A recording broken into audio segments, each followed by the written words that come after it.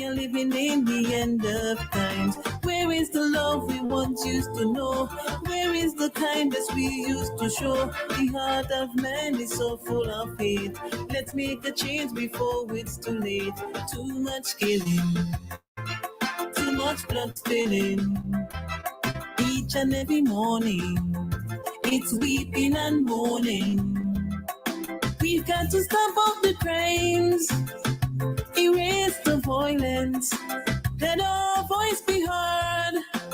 We can't sit in silence. The hope of tomorrow is in our use today. We've got to live in love. Crime and violence don't pay.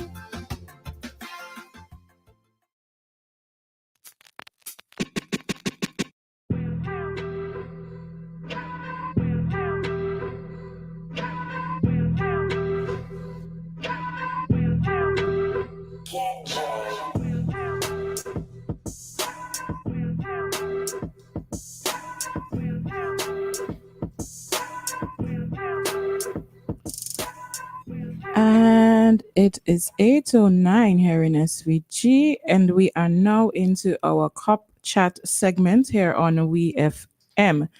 This morning, for our Cop Chat, we will be discussing the topic recruitment, training, and development in the Royal St. Vincent and the Grenadines Police Force, preparing police officers to care, serve, and protect.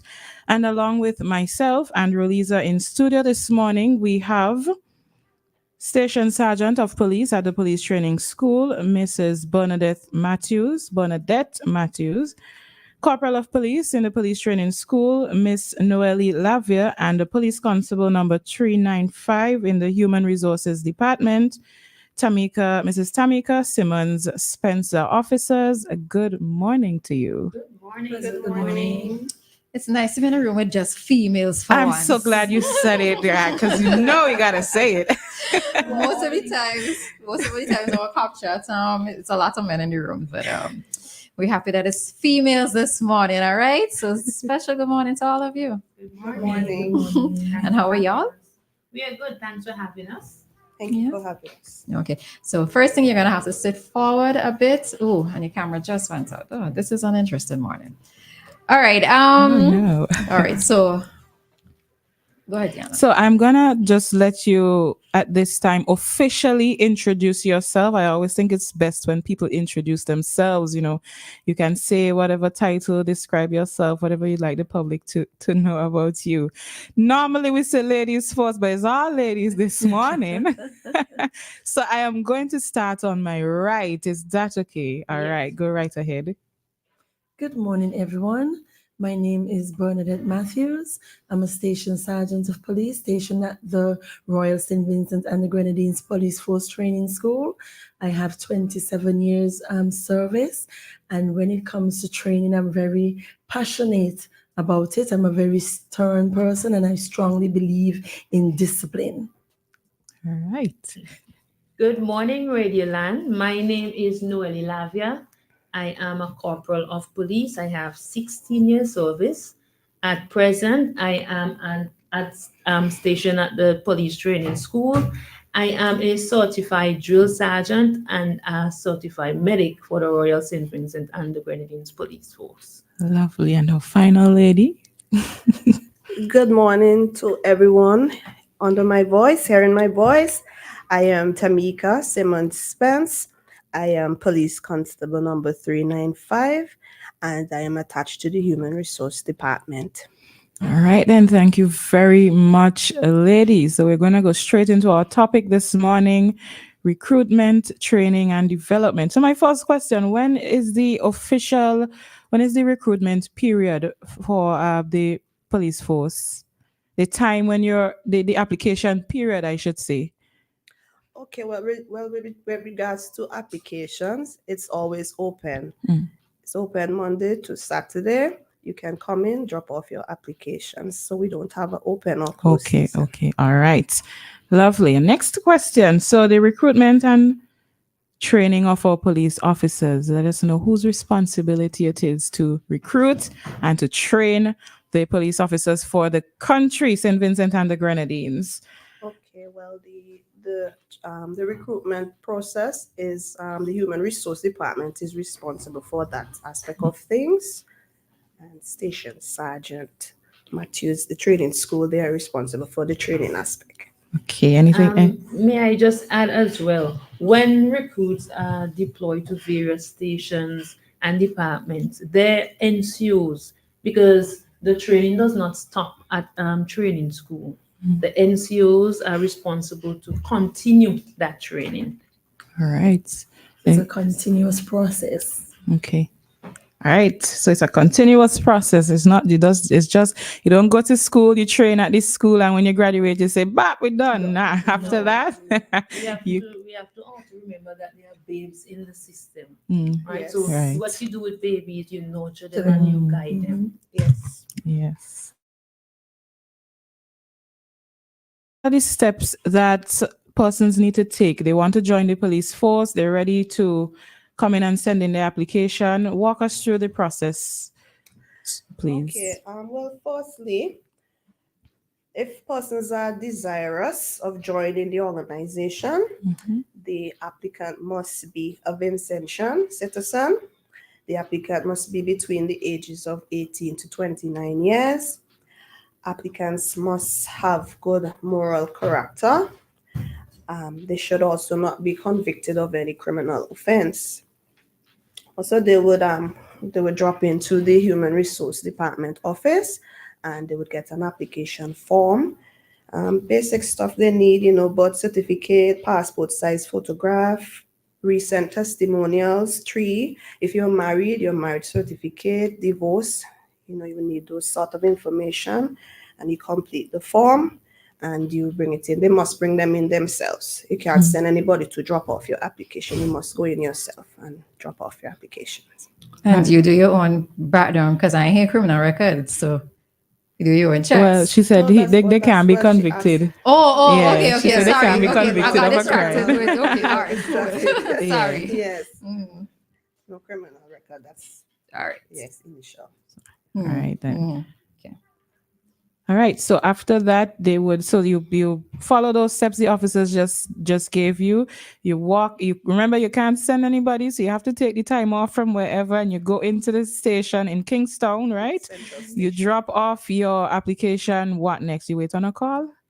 Okay, so that information we put those information on file, and then prospective candidates are selected and identified for processing. Where they would go through a vetting process. So applicants, their pictures would be sent to various stations, especially the one closest to them where they reside, so that we can have some investigation as we're following up with, security and so on. We don't want to have criminals lurking around. We have to make sure we clear you there. The residents in their community, to unclose persons and so on, will also be interviewed as to confirm, that this person is reputable, and suitable for the organization, because we want the best of society, to be decent police officers. The information will also be sent to an intelligence unit for follow-up. So on. Criminal record as well, they'll be sent to the criminal records department, where their fingerprints would be taken and run through the database for security clearance. They would also go through a comprehensive medical, so to make sure that they are healthy. They'll also do a physical fitness test, stamina, endurance, and so on. I am smiling. Let me tell you why I'm smiling, right? So this is required to enter. But what happens when they're there? What happens after that? So every police officer is responsible for their fitness. Oh, okay. Yes, you're supposed to keep yourself fit and so on. Take care of yourself. All right. You know? Okay. And then finally they'll do a polygraph interview. And then if they're successful there, you would be selected to be sworn in, or you take the police oath officially, and then prepare you for you go off to training to meet our lovely station sergeant Matthews. So you mentioned, Lovely. being physically fit, you have to go through some medicals to make sure that you're fit for the force. So what if I send in my application process, everything good, but just my fitness level just not up to par? What would happen? Well, I guess the authorities will put measures in place to get you up to that standard.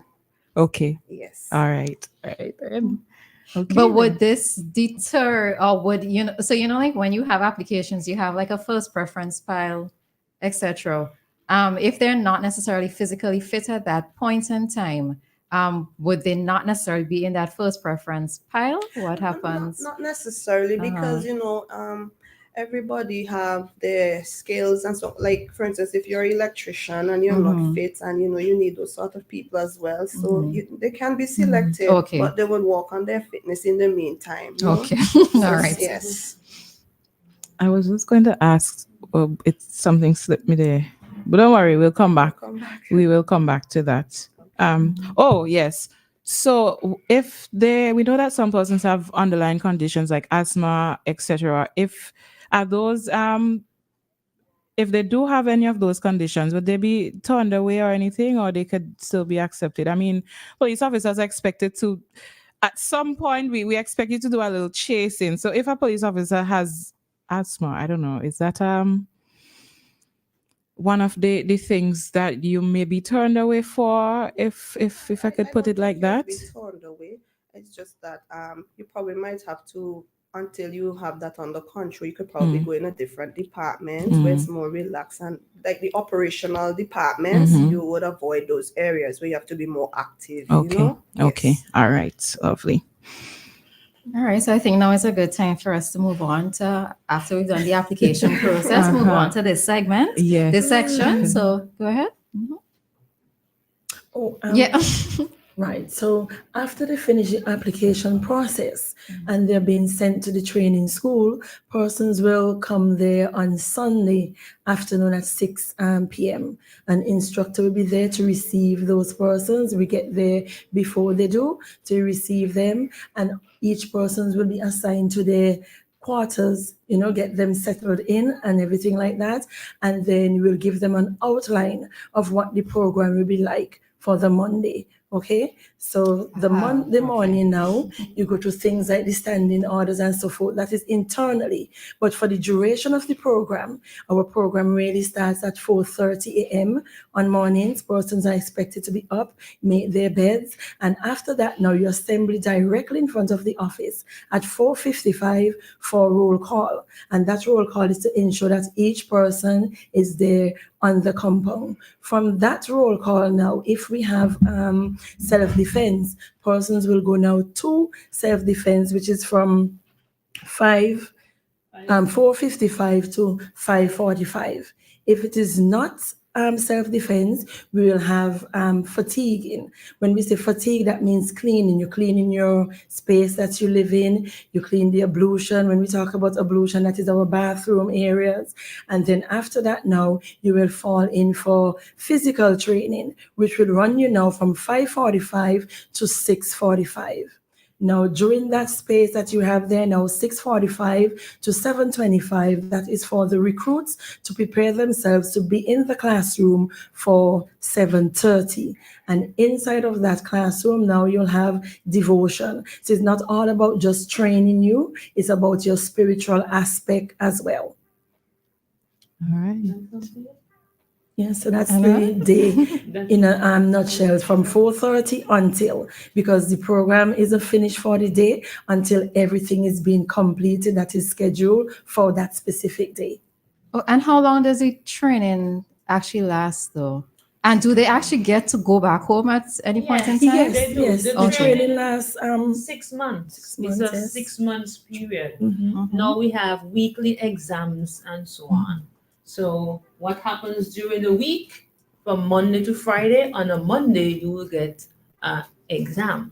Now, if you do not pass your exam, you will not be able to go home. So you have to work hard to pass that exam to go back home and visit your loved ones.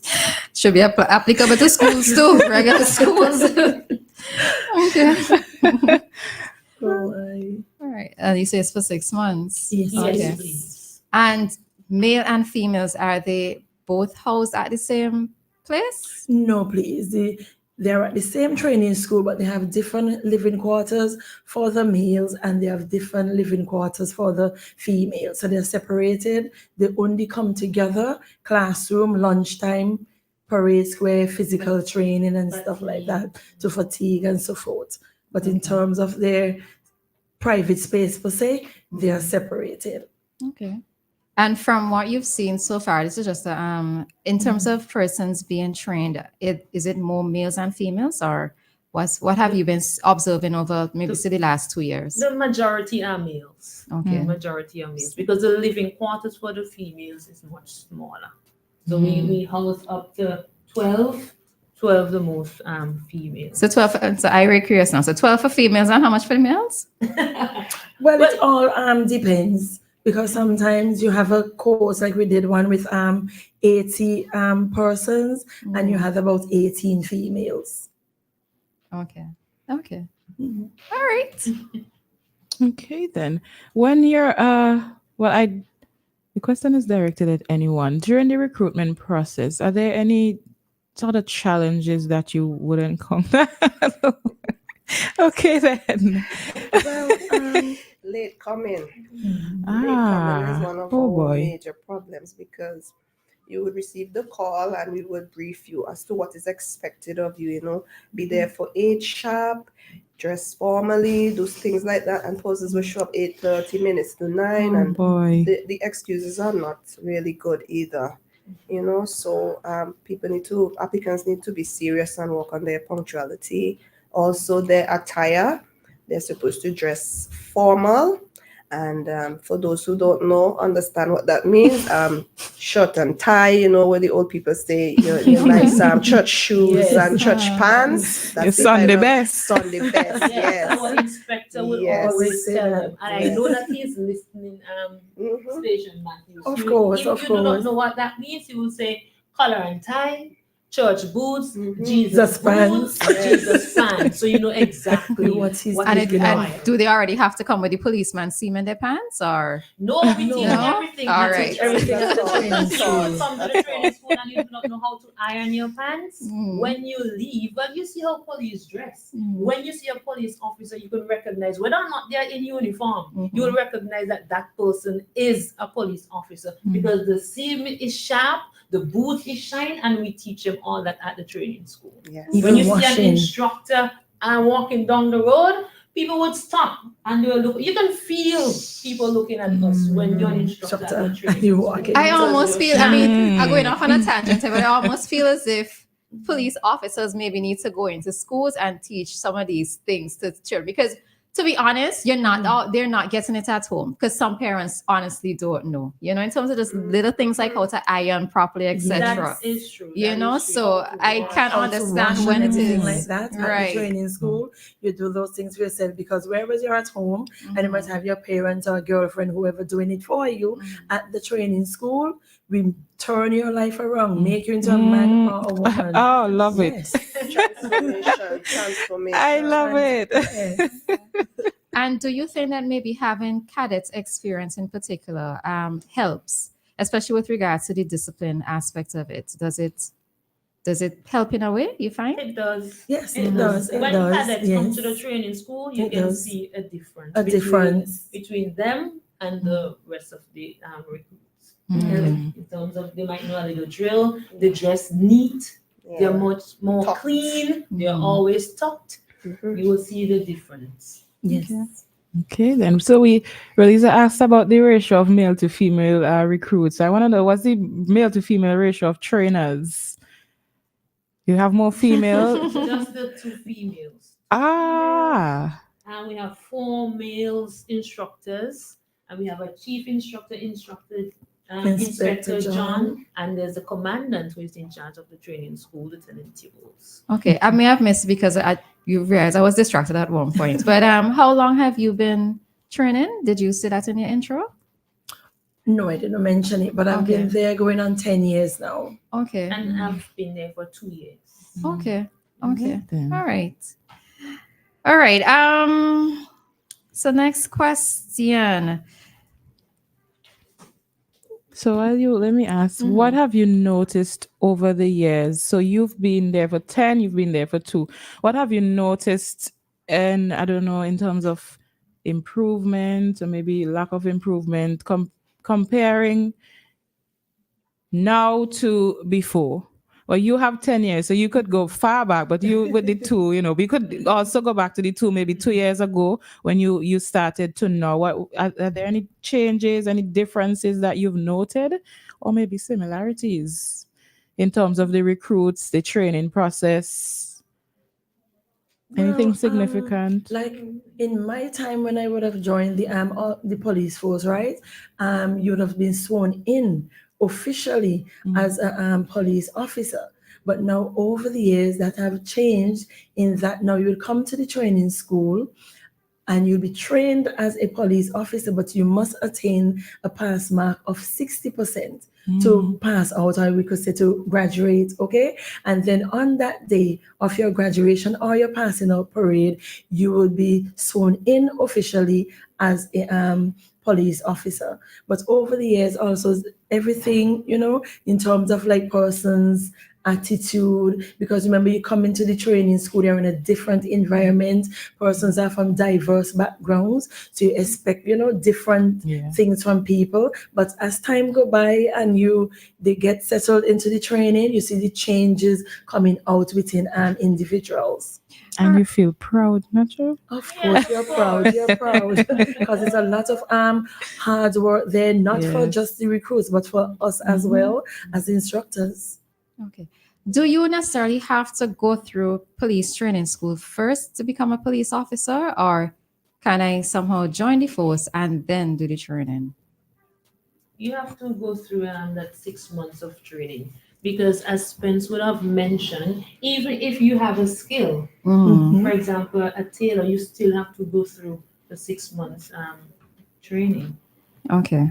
Right. All right. And if I am working at a different department within the government sector, right? I'm already a civil servant. How easy or not is it for me to transfer into the police force? You can't really transfer like that.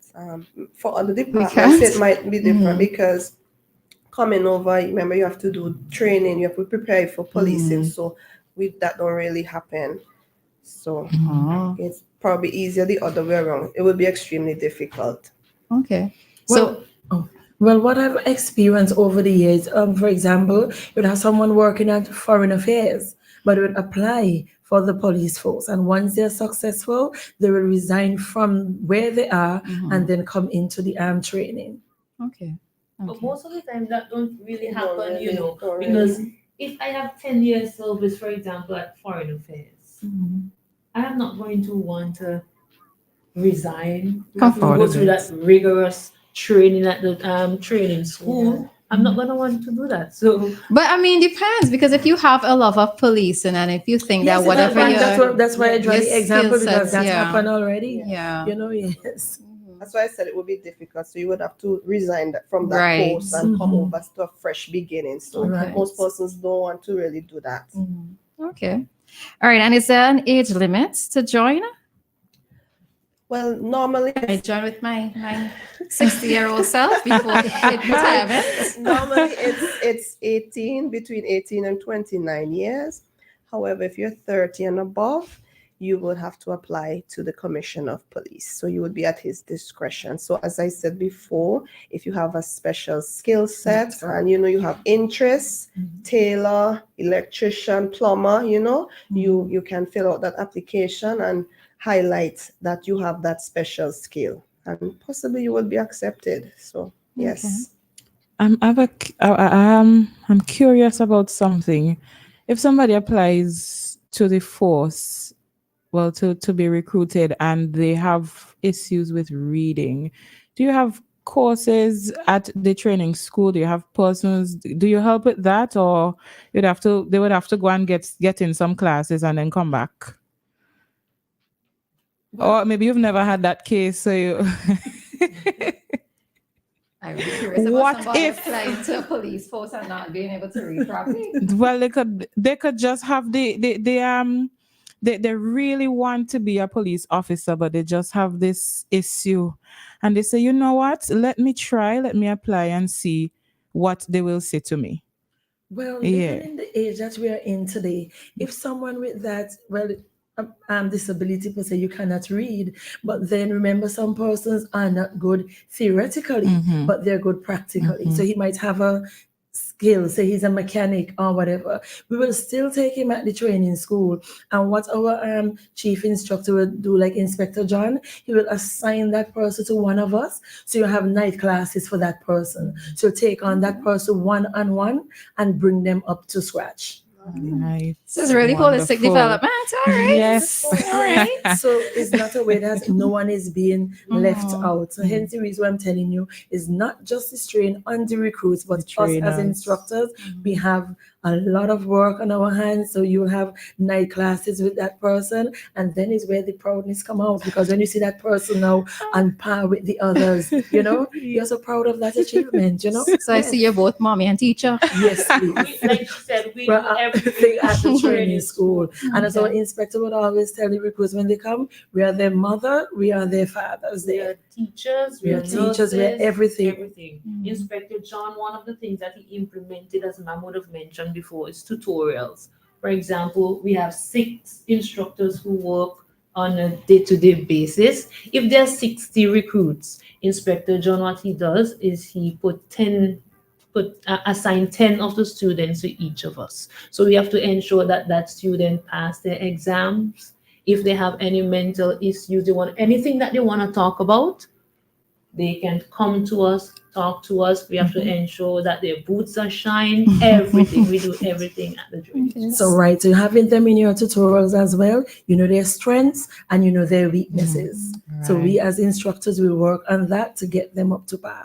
I see both of you smiling so brightly. I see that it's a love. You love what you do. We Yes, do. you I have can- to be I can passionate see. about it. It's a love, because it's you have someone coming to the training school as a babe and not really knowing anything about policing, and you are there to impart your knowledge and skills and everything to that person, and at the end of the day they're at the point where you'd want them. It's a very good feeling. And not only the recruits, when I went to the training school, I did not know anything about teaching. When Inspector John gave me my standing order and said, "Learn that Lavia," I said, "So I cannot teach." He said, "Don't worry, I will get you there." Okay. And so I'm here today. And he As an did. he did as an instructor. And to think y'all were Mike shy when you came in. Huh? Look at you guys now.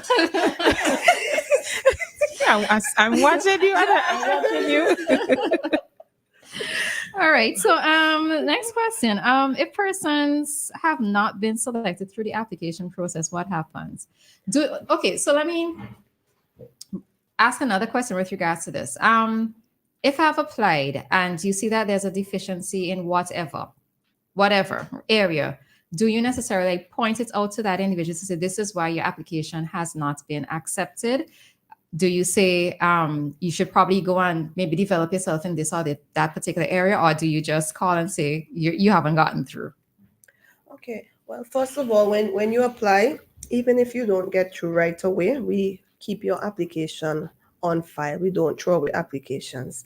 Okay? Because what happens sometimes is that sometimes people go and they get more qualifications, and we always encourage them to come back and update their stuff. So they would come back and we put it on file, the additional subjects, if they change a number. So once it's there, until the authorities are ready to select those persons, we keep them on file.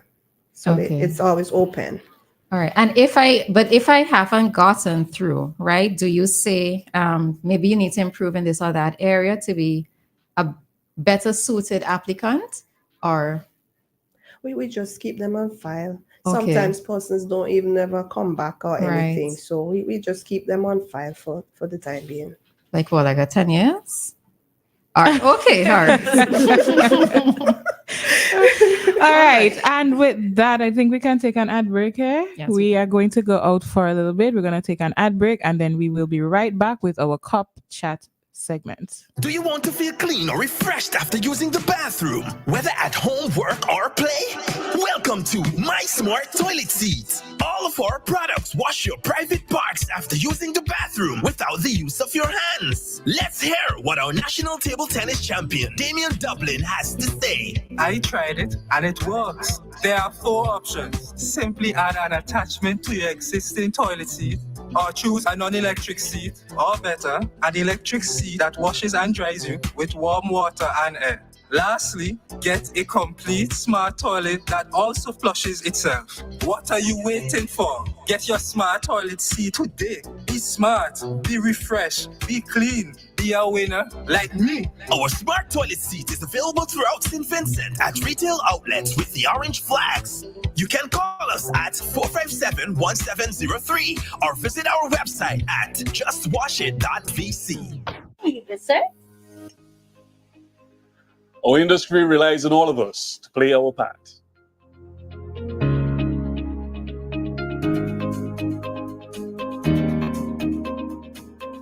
We take pride in showcasing our beautiful island, our craft, our cuisine, and our warm Vincentian hospitality.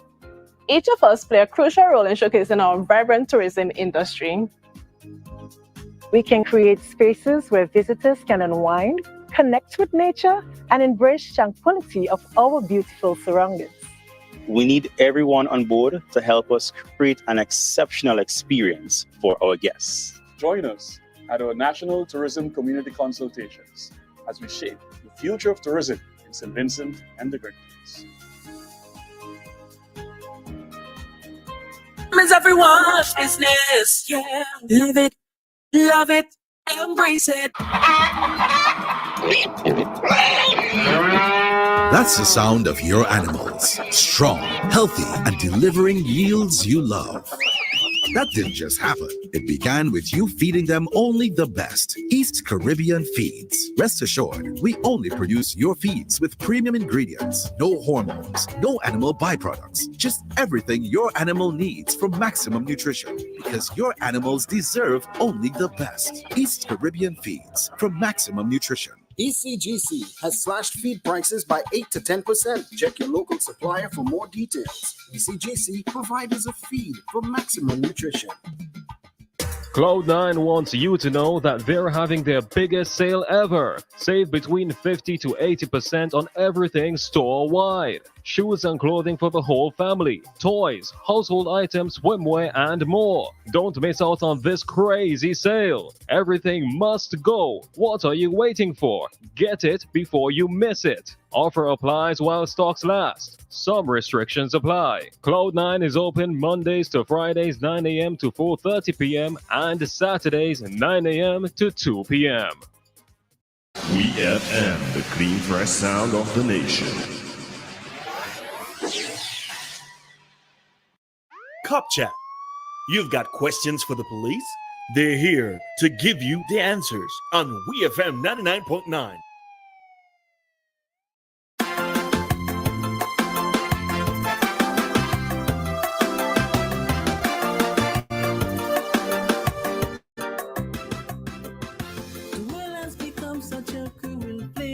Something is wrong with the human race. Preacher man say it's wonders and signs. We are living in the end of times. Where is the love we once used to know?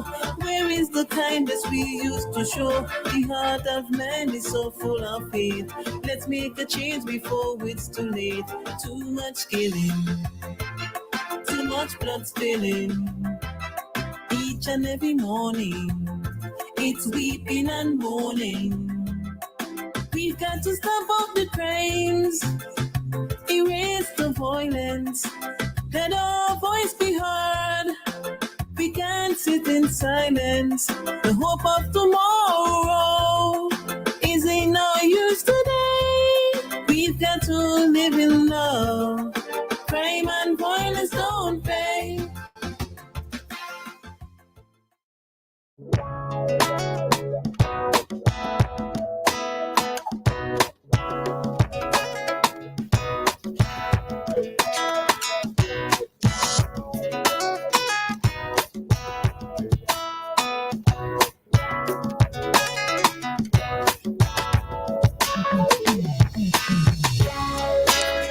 And we are back with our Cop Chat segment right here on WEFM with Roleza and Dianna. This morning for Cop Chat, we are discussing the topic recruitment, training, and development in the Royal St. Vincent and the Grenadines Police Force, preparing police officers to care, serve, and protect. And with us are officers, all female officers, I must say, again.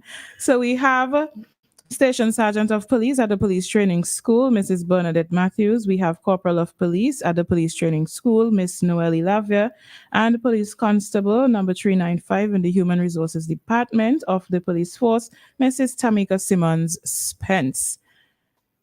And well, this morning we've been having some issues with our phone. We've been having issues for the past couple of days. I'm not sure what will happen, but you can call if you have questions, if you have comments. You can try us on our direct number, 532-9997, or you can call us on 457-9997. 457-9997 is also our WhatsApp number. If you cannot get us when you call us, just send us a text. All right. So we do have some questions here already. So one person is asking, how many subjects should a person have and what are the subjects? Okay, so applicants, 5 subjects and up, maths and English. That's accepted as well. Okay. Someone else is asking, if you are a Christian, can you miss devotion? If you're not a Christian, can you miss devotion? No, please. Everything at this training school must be attended by all recruits. Okay. Interesting. Okay. All right, let me see this other question. Let me add to that. Now, there are persons who will come to the training school with different religious backgrounds. Right. For example, if you're atheist, for example, when we have devotion, you can stand and you probably would not close your eyes when they're praying, you would not sing, and so on. So we will respect everybody's religious background. So in a way, they can stand it out, but still be present. Yes. Okay. Okay. All right. So someone is asking, if someone's record has been expunged, would they be able to join? I'm gonna ask Station Sergeant if she may, seeing that she has more years of service, if she knows any situation like that. Maybe like a juvenile. Well, we never experienced that, but if you've had a troubled child, let's say from who was assigned to live at the Liberty Lodge, who may have engaged in, well, quote unquote, criminal activity at a young age, can they join the force? Would they, if they wanted to, could they? Well, if at a young age, you probably would have been involved in certain activities, but as they get older, being at the Liberty Lodge or exposed to counseling and things like that, they can apply. But as would have mentioned earlier, it would be at the discretion of the commissioner. Okay. Okay. All right. That's all the questions from the From, yes. Okay then. All right. So remember, if you have any questions, you can send us a WhatsApp text or you can call, and we'll see how the calls work out this morning. All right. So we spoke about the training, and we already established that it is a holistical approach. So we talk about them learning to iron their clothes, putting in the policeman's seam, as we say, and so on. Do they cook as well? No, please, No? they do Okay. not. We have a kitchen that provides. Okay, so they get off with that one. They don't have to cook anything. So if you can't cook, you get off with that one. What about So the... let's see if we get this call. Okay. Hi, caller. Good morning. Okay. Don't scramble just yet. Hello. Hi, caller. Good morning. All right. Call. Unfortunately, we can't hear you. All right. We're so sorry. All right. All right. So what about their mindset now? Because we as police officers, you're going to have to go out there and you have to learn how to deal with the public. You're going to deal with your civilians. You can't just use what you think is your way of dealing with things. You know, you may have certain ways that you were thinking before. When you enter into the force, you may have to do a little changing up. What? Well, in terms of one mindset now at the being at the training school.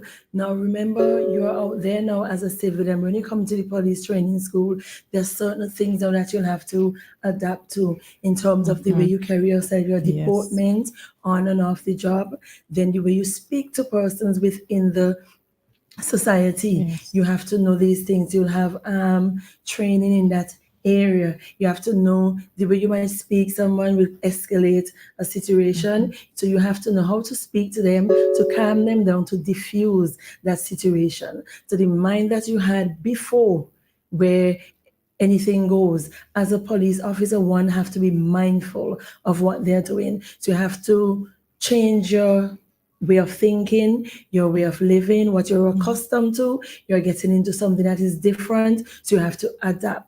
So you as well have to come with an open mindset. Hence the reason why I always told recruits, I would tell them, you don't just see policing as a job.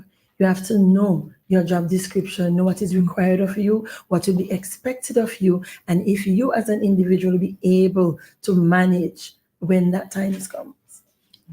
And also some of the things that we do to help transition from civilian to police, we have to equip them with the knowledge of the law. Also, we have to ensure that they are well aware of community awareness, also using their initiative.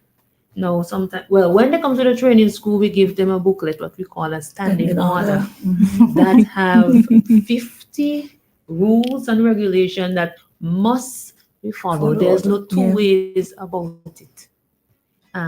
If you're indirect, if you break those rules and regulations, you will be punished. We have punishment ranging from laps around the parade square. Sometimes we fine them to $3, or we even send them to the gate for 2 hours. That is some of the things that we do to transition them. When you stand them to the gate for 2 hours, what is that? Just a stand? Works. Well, actually, we teach drills as well. Okay. Right. So when they're at the gate, they are not just gonna stand there at attention and stand at ease. We do rifle drills as well. The instructor is there to ensure that they do drills, stand at ease, attention, everything that we taught them during the course of the day. Okay. Do you only train police, the recruits? Do you let me structure the question properly. So we know that you train the recruits. What I would like you to answer is, do you also train other police officers, maybe within the, let's say, the Coast Guard or some other department of the police force? So they would say, we need some help here. Let's call police training school and do you do that? Yes, please, we do. We have it. It is broken down into different segments. You'll have like a junior and a senior constable training course for them. We'll have NCOs training, because those are middle managers. So everybody will come back to the training school from time to time. We call it normally refreshers training, because some persons would have passed through the training school for a while.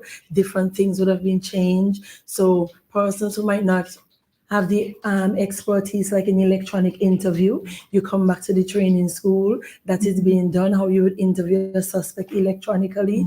You'll do statement taking, report writing, even have a little, training in customer service, just to keep you abreast, because the public coming into us, we will call them complainants, but we see them as our customers. You have to know how to treat them. So training is not just there for recruiting, it is continuous, right? It's a continuous training to keep you abreast of what is going on, and especially for the NCOs, you have to remain or keep abreast of what is happening, because you have your juniors, your subordinates, as we call them, to bring up to scratch. So, and then you as the NCO, you have to know how to manage your records at the station, how to manage your staff and everything like that. So all of these incorporate trainings. You're not just out of the training school and on the job and it is finished. No, you come back from time to time. But how often does it happen though? And to what level does it stop? What rank does it stop, in a sense? Well, I would say Well, once we have training going on, training is for that 6 months, okay? And then when we are finished, what our officer, the chief instructor will do, they will plan something, and maybe after 2 to 3 weeks, after our initial recruitment training is finished, we can take on a course with persons. And I would say we go up to the rank of sergeants. Okay. And there are persons who are interested in becoming instructors as well. So we do a crash course for them. Okay, so I see that your plate is full. You have a lot to do. Right? You have a lot to do. So just to let the listeners know, I think I'm seeing some persons trying to call. Unfortunately, I know we said to call, but unfortunately, we're not getting through. If you're using a smartphone, if you don't have a press button phone, as we say, you can send us a text on WhatsApp. Because we haven't worked out the lines yet. We're so sorry that we are unable to receive your calls at this time. So in the interim, send us a text and we'll just read out what it is your question is, if you do have questions. Hi, caller. Let me adjust. Right. Hi, caller. Good morning. All right. So abandon that ship for the morning. All right. we're not getting through with that one. All right. So what are some of the challenges that you find sometimes with training recruits? Or maybe even, okay, let's take it bit by bit. From your side, from the application process, from the HR part of it, what are some of the challenges that you find?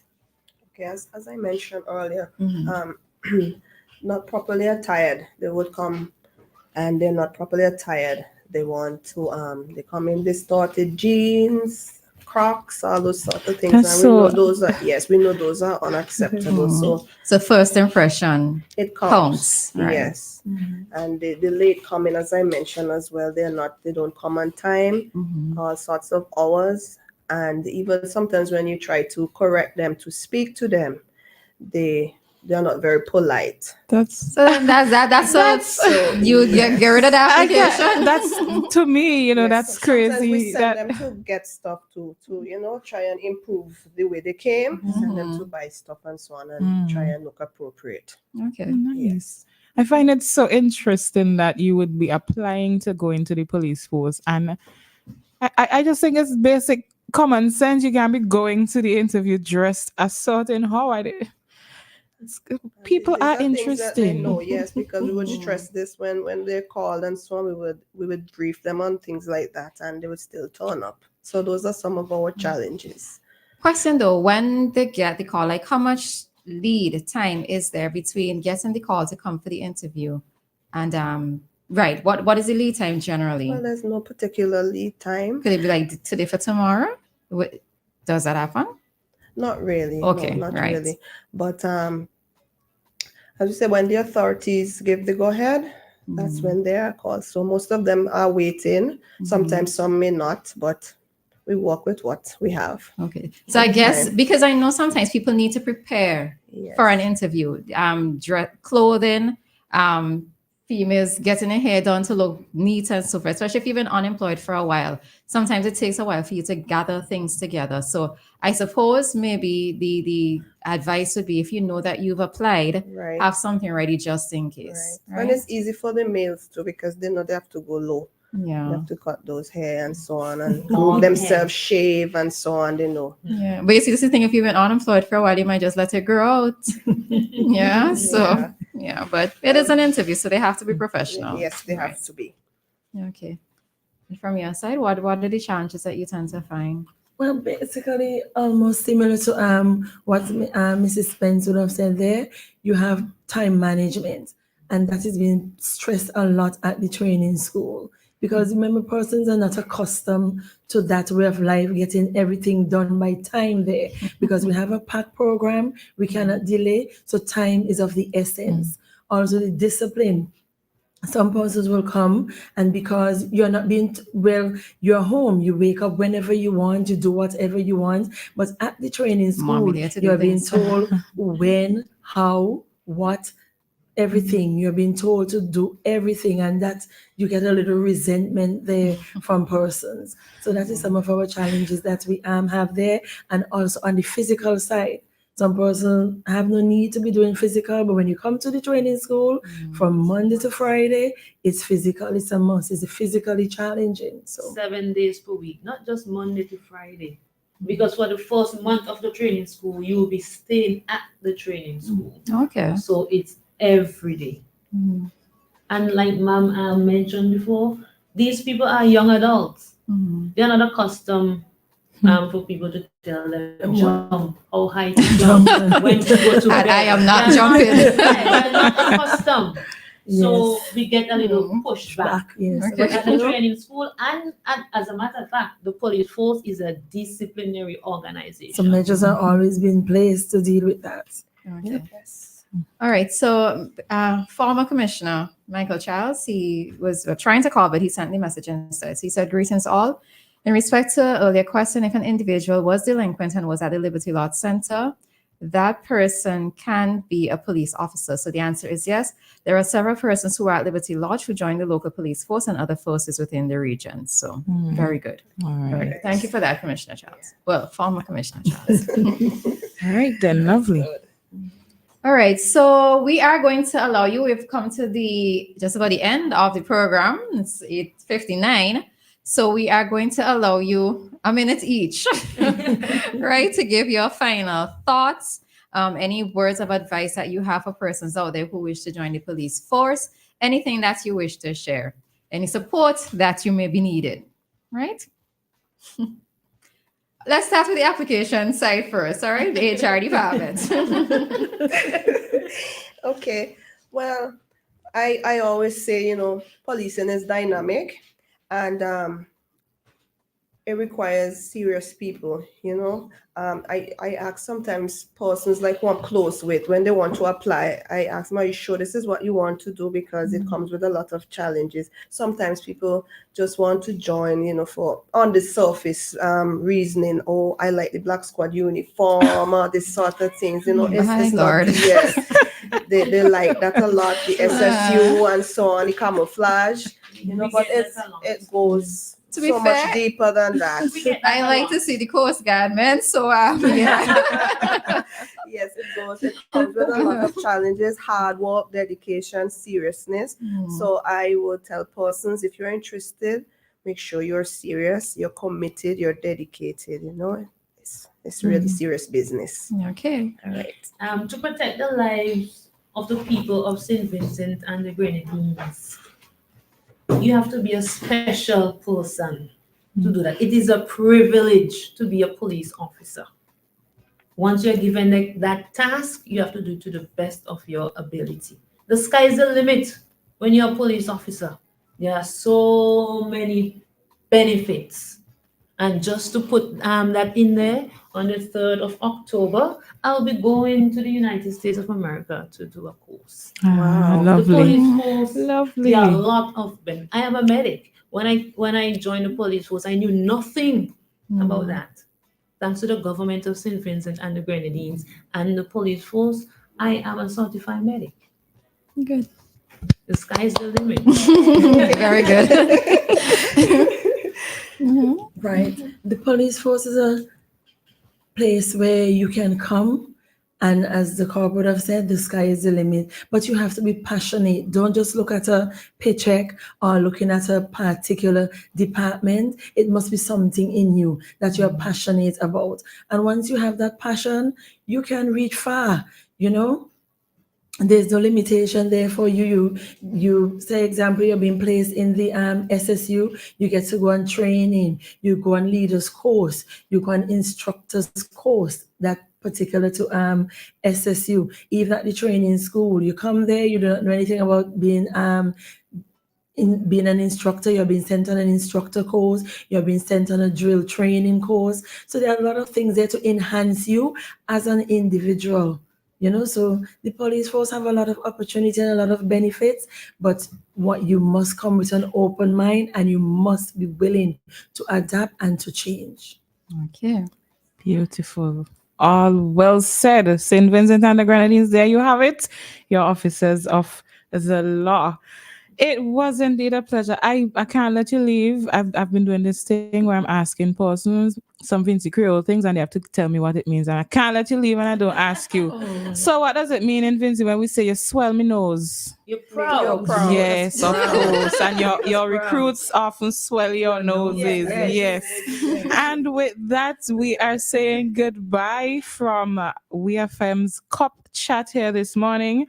We had with us, let me just pull up back the flyer so I could address you with your correct titles, please and thank you. So this morning, along with Roleza and I in studio for Cop Chat, we had Officer Bernadette Matthews, who was a Station Sergeant of Police at the Police Training School, Miss Noelle Lavia, Corporal of Police at the Police Training School, and Mrs. Tamika Simmons Spencer, who is Police Constable with the Human Resources Department. And we had a wonderful discussion, all-female panel here this morning. I have to say that for the third time. And with that, we are going out and heading into our bank rates. Nothing else sounds